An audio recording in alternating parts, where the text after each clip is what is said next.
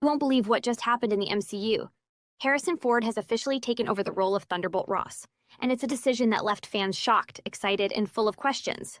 Why was he recast? What does this mean for the future of the MCU? And most importantly, what's in store for Red Hulk? Let's break it all down. First, let's talk about Thunderbolt Ross.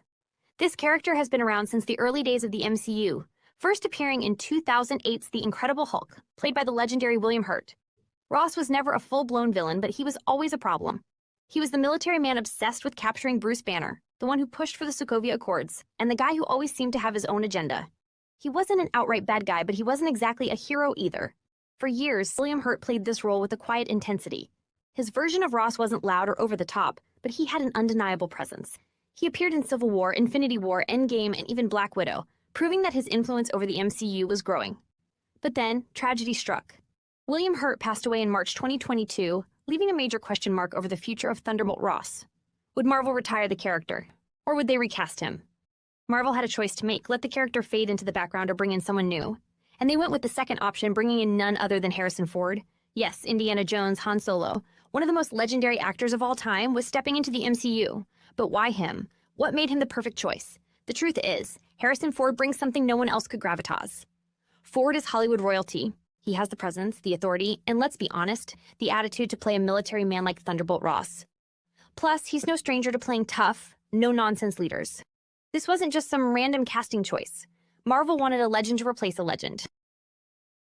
There's another big reason for the recast. Thunderbolt Ross wasn't just coming back for another government meeting.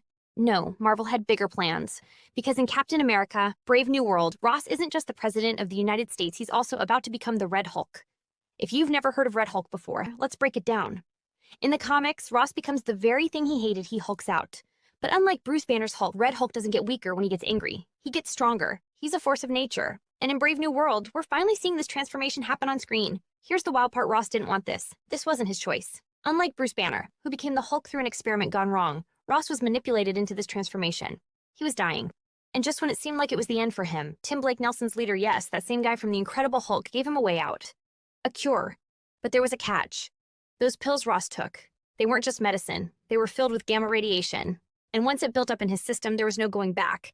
Imagine the scene: Ross standing in the White House, feeling something changing inside of him. His hands start shaking. His skin turns red. His body grows, muscles bulging, veins pulsing with power.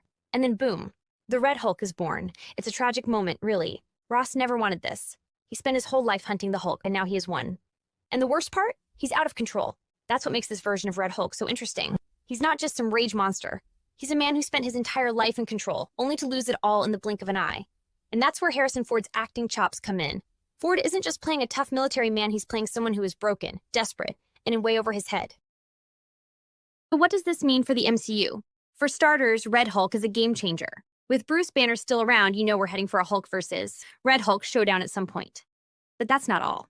Ross is now locked up in the Raft, the same high-security prison where superpowered criminals are kept. That means he's not gone. He's just waiting. And we all know what happens to villains in the MCU. They always come back. Could we see him return in a future Avengers movie? Could he be part of a Thunderbolt storyline? Maybe even team up with other villains? The possibilities are endless. One thing's for sure: Harrison Ford's time in the MCU is far from over. But here's the real question. Why did Harrison Ford take this role? He's 80 years old. He's done Star Wars, Indiana Jones, some of the biggest movies of all time. So why join the MCU now? Well, in an interview, Ford himself gave a simple answer: FOMO. That's right. He saw other actors having fun in these movies, and he wanted in. He wanted to try something different. And let's be honest, playing the President of the United States who also turns into a giant red rage monster, that's definitely different. And that's why this casting works. Ford isn't just phoning it in. He's actually bringing something new to the role. He's giving us a Ross who is more powerful, more intense, and more tragic than ever before. This isn't just another government guy barking orders. This is a man who is fighting his own nature and losing. So now we turn to you. What do you think of Harrison Ford as Thunderbolt Ross? Are you excited to see Red Hulk in the MCU? And do you think Ross will stay a tragic figure, or will he fully embrace his villain side? Drop your thoughts in the comments below. Let's talk about it. And hey, if you love deep dives like this, don't forget to hit that like button and subscribe. We've got a lot more MCU content coming your way, and trust me, you won't want to miss it. See you in the next one.